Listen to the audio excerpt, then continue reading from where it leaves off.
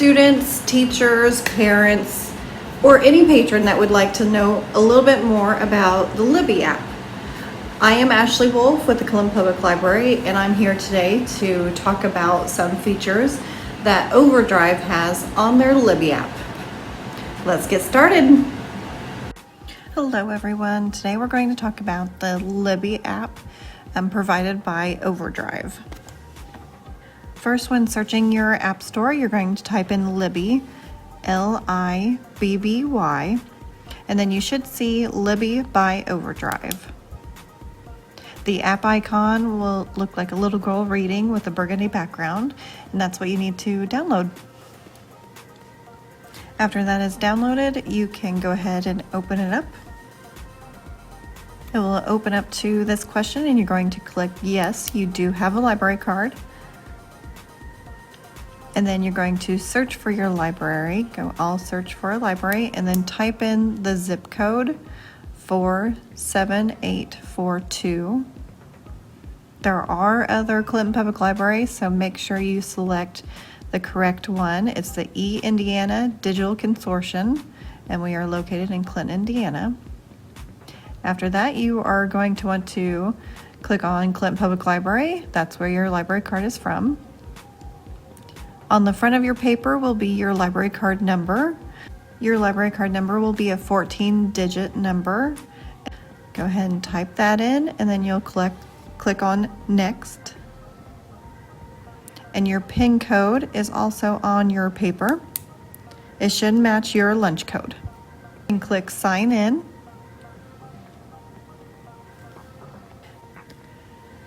Then you are allowed to rename your card. You do not have to. This is a personal preference.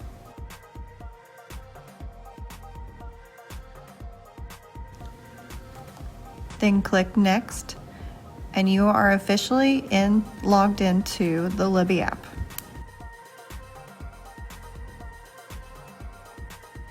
From here, you can go to your preferences, and please select Juvenile on Audience.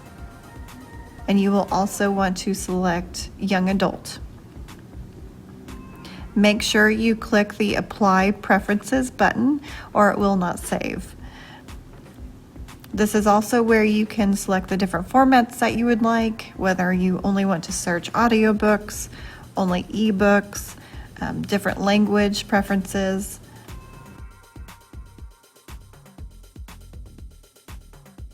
The homepage of the Libby app will always showcase different suggestions, the hot topics, what is new, if there's any community reads that are going on. You can always select the search icon at the very top if you know exactly the title of the item that you are looking for. I'm going to just click on What's New. I would like to show you the differences between if an item says borrow versus place hold. Libby works the same as a physical library. If someone else has that digital item checked out, you have to wait in line for it. So if an item says place hold, it will normally tell you the length of time that the wait is, whether it's 2 weeks, 2 days, 14 weeks, a month. When you place the hold, it will let you know how long it will take, and whenever that hold becomes available, it will automatically download to your mobile device as long as you're hooked onto Wi-Fi. If an item says borrow, that means it's available today. You would click borrow, and then it's going to ask you what library card you would like to check it out on. Then you would click on the borrow button, and then it will automatically start downloading to your device. It has an icon showing the status of the download.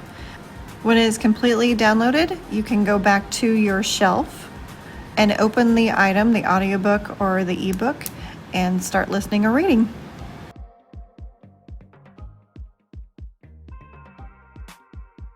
At the bottom of your screen, you'll see the menu. On the left, it will say library. In the middle, it will have a circle where it will show the icon of what you're listening to or reading. And then it will say shelf.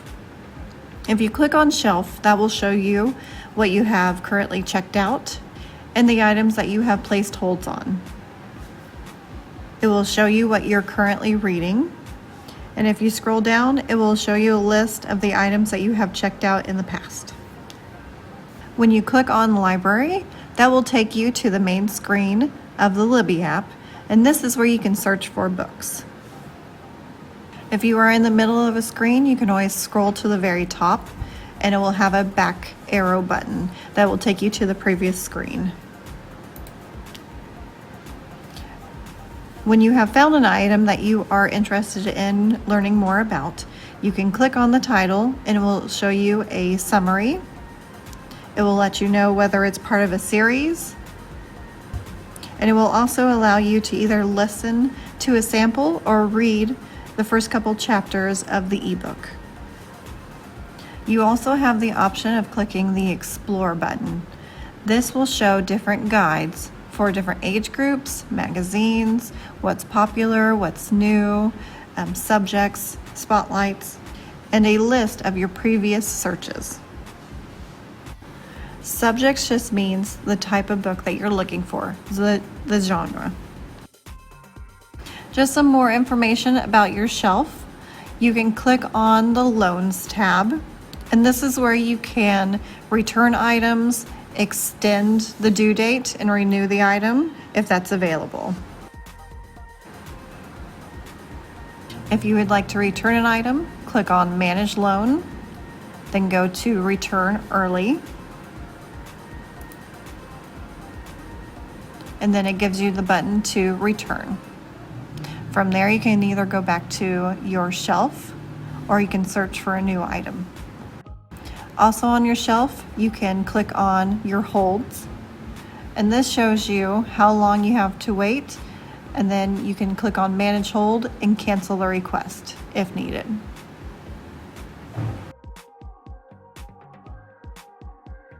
Now we will go over the options that you have with digital ebooks. When the ebook first loads, it will open up to the title page.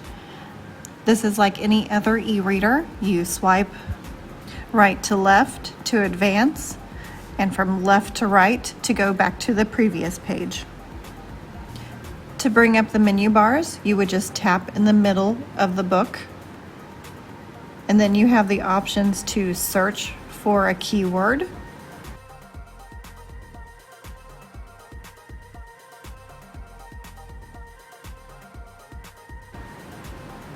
The next icon allows you to change the size of your font and how the screen is presented. You can increase the font, you can decrease. It now has the option of including accessibility sizes, which allows you to even enlarge it even more. You can change the lighting. The bright setting is the default setting. It has a white background with black font. The sepia setting has a cream background with brown font. And then the dark setting is the high contrast. It has a black background with white font. This is a personal preference. This feature allows you to change the color of the screen to make it easier on your eyes. If you scroll down even further, you have the option of changing the font. It even allows you to customize and change the spacing in between the lines. It offers an open dyslexic font. This font is weighted at the bottom and helps with dyslexia. Along with line spacing, it allows you to bold the font. This is all personal preference. There's no right or wrong way of having your ebook set up. It's whatever works best for you, whatever makes it easier to read.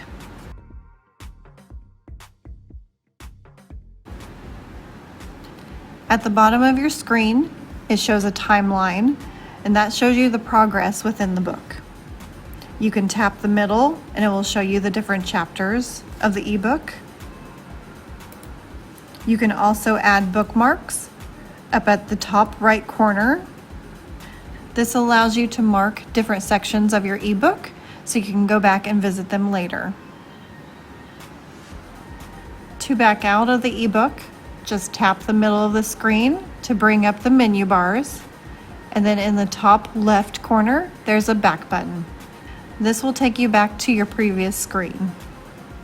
From there, you can use the bottom menu bar to either search the library or go to your shelf. Now let's look at the features of the audiobooks. When you open up your audiobook, it's like any other media player. There's a play button, a pause button, and it will fast forward 15 seconds, or you can back up 15 seconds. There's a timeline located at the very bottom showing your status of where you are within the book. You can actually click on that timeline and fast forward. You can scroll back and forth. You do have the option of adjusting the playback speed. This will slow down or speed up the speech of the narrator.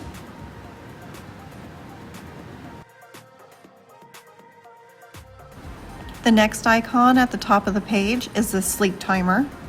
You can set it for 15 minutes, 30 minutes, 60 minutes, or it does have the added feature of playing until the end of the current chapter that you're on. This feature will automatically stop your audiobook whenever the timer is up. This is helpful if you are listening right before bed and you're afraid that you're going to fall asleep, or if you just want to end at the current chapter that you're on so you can move on to something else. The next icon on the top of your app is the bookmarks and highlights. As you are listening, you can bookmark certain sections of the audiobook. This is to remind you to maybe go back and listen to the section, or if you are listening to an audiobook and you're writing an essay at a future time, this is a way to actually put a bookmark, kind of a post-it note, in certain areas of the audiobook so you can go back and revisit that. On these bookmarks, you can add notes to kind of give you a reminder of why you added that bookmark or that place marker. To add a bookmark or place marker, you need to pause the audiobook and then click this icon. After adding the bookmark, you can tap on the bookmark at the top of your screen to add a note. Another way to fast forward is actually to touch the middle of the screen and to drag your finger either to the left or to the right. To get out of the audiobook, you just tap the middle of the screen. That will bring up the two menus. You can hit the back button in the upper left corner.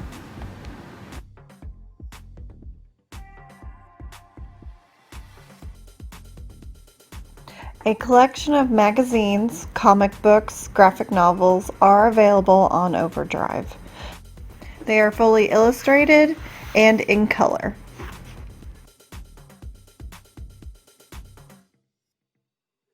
They do have the added feature of when you rotate your mobile device, it will rotate the image and produce a 2-page spread of the comic book or magazine. Some of the other questions that I get is about accessibility. You only need Wi-Fi to download the item. So once the item is downloaded onto your mobile device, you can take that device wherever you need to go and you will have access to it. The nice thing about Libby, the best thing about Libby, is that there's no late fees. So whenever the item is due, it will automatically be deleted off of your Libby app. So you don't have to worry about returning it on time, contacting the library about renewing. The app takes care of that all by itself. The only thing that Libby limits is your checkouts. You can have 10 checkouts at one time and you can have 10 things on hold. The Libby app can be installed and then those accounts can be linked together on multiple mobile devices. So if you have a cell phone at home, you can download the Libby app and log in with this login information, and then whatever you're reading on your school tablet will be updated on your mobile device. So if you're listening to an audiobook and you start it on your tablet while you're doing some other project or anything, and then you want to go for a bike ride, you can push play on your phone and it will be linked up to the same spot as your tablet. If you have any questions, feel free to reach out to us. We do have some other videos on our Patron Academy on our website. Those links are down below or listed right here. Please reach out to us if you have any questions about the Libby app or other services that we provide, and we would be happy to help you. Again, my name is Ashley Wolf. I'm with the Clinton Public Library. Here is my email address and the contact information for the library. Thank you for listening. See you later.